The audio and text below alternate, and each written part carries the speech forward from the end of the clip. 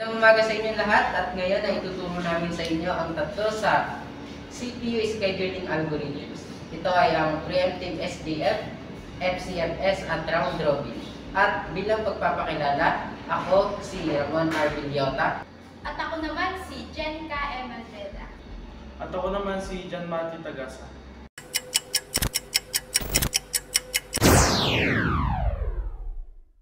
For today's topic, we will be having first come first serve or FCFS.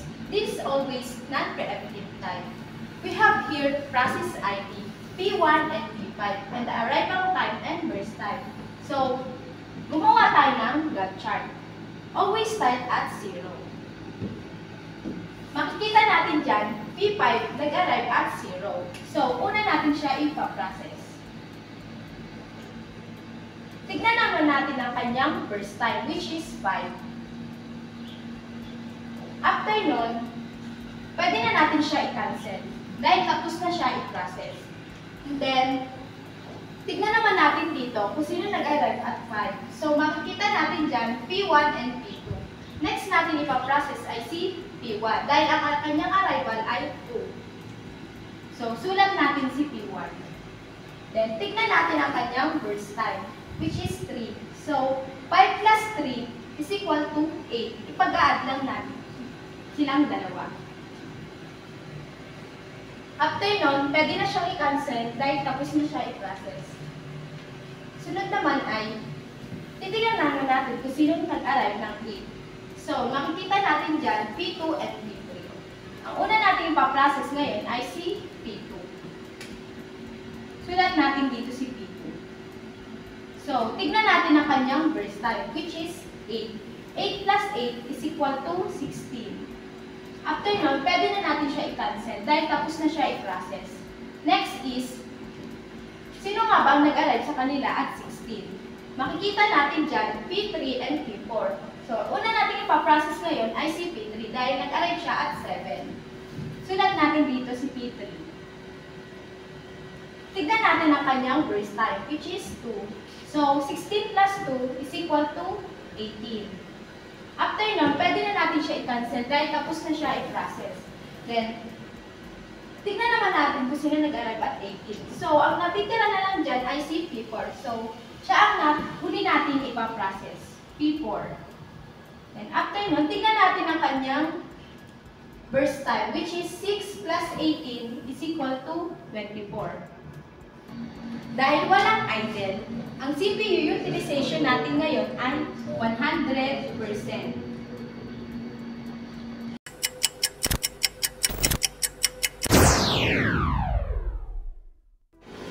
Welcome sa ating preemptive SJF.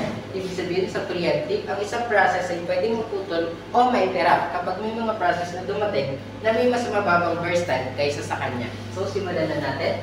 Mag-start tayo ng 0. Makikita natin na walang dumating sa time na 0. So, idle ang ibig sabihin niya. And then, ang may pinakamababang arrival time sa kanilang 5 ay si P1. And then, ang arrival time na yun ay 1. So, ilalagay natin dito si P1. And then, dahil isa lang siyang process na nandyan, siya ang ipaprocess natin sa ngayon. And then, ang burst time niya ay 1. So, ubos yan agad. So, 1 plus 1 equals 2. And then, ito ay magiging 0 na lang. And then sa 2, makikita natin na walang process ang dumating. So, lalagay natin ulit dyan ay idle. And then, ang isusunod natin ay yung 3. Dahil siya ang sumunod na arrival time na pinakamababa. And then sa 3 na yun, dumating si P2. And then, siya na lang ang ating ipaprocess sa ngayon. So, ang bilang ng burst time niya ay 3. Pero hindi natin yun uubusin dahil preemptive tayo. So, magdadagdag lang tayo dito ng isa, magiging 4 to.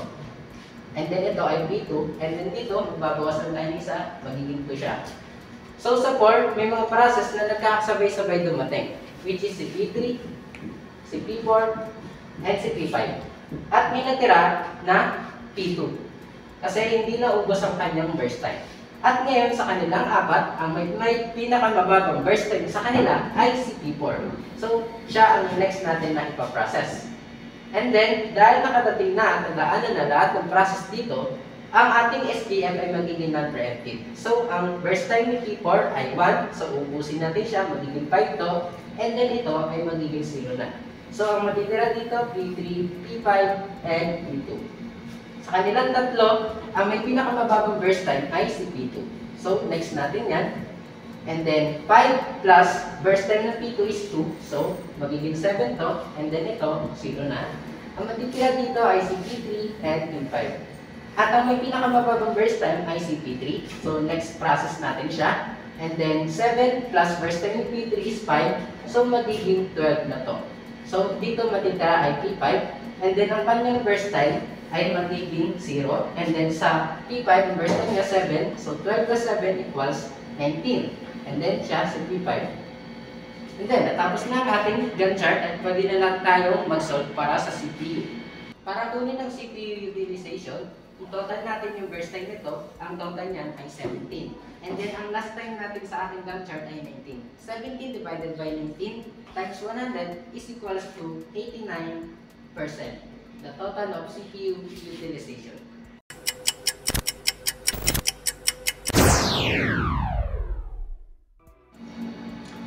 Good day and welcome sa round robin scheduling.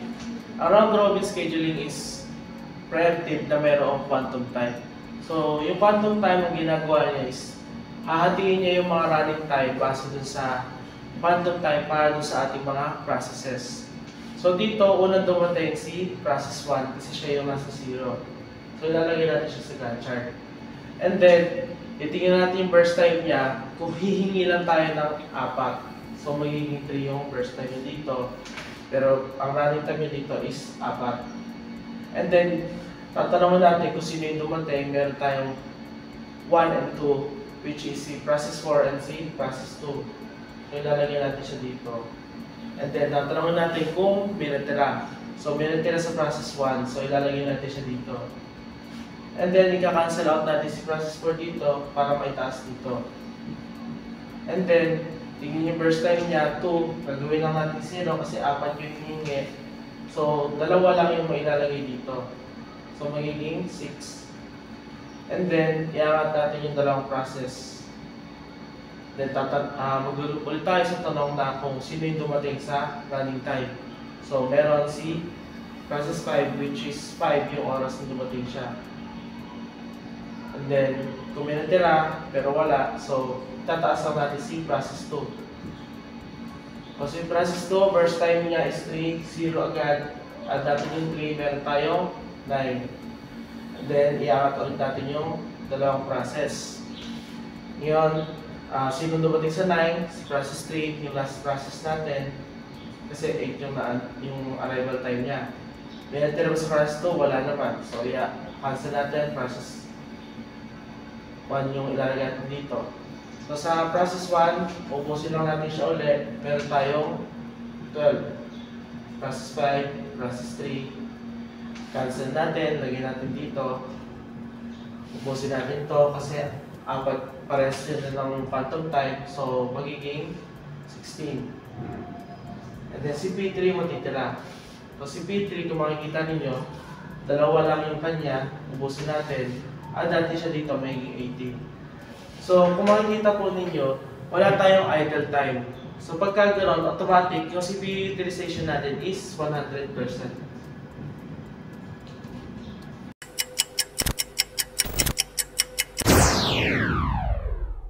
Paano naman i-solve ang CT or completion time? Kailangan lang natin hanapin sa Gantt chart kung saan nagtapos ang process na yun. Halimbawa, si process 1, kung makikita natin sa Gantt chart, nagtapos siya dito sa time na 20. So, ilalagay natin dito sa column ng CT for P1 is 20. And then, si RT or response time, kailangan lang natin hanapin sa Gantt chart sa bawat process yung start time na yon, and then i-minus natin yung kanyang arrival time. Halimbawa, si P1, nag-start siya dito sa 11. So, 11 minus the arrival time of P1 is 11 minus 10 is equals to 1. And then si P2, nag-start siya dito sa 8. So, 8 minus the arrival time of P2, so 8 minus 8 is equals to 0. Ngayon, si TT at si WT. TT is turnaround time. Paano makuha siya? Completion time minus the arrival time. So, 20 minus 10 is equals to 10. And then sa waiting time, turnaround time minus the burst time. So, turnaround time minus the burst time, 10 minus 5 is equals to 5. And then, para makuha ang ating CPU utilization, kunin lang natin yung total burst time, which is 21. May total burst time tayo, 21. divided by the last completion time, which is 26. Meron tayong CPU utilization na 80%.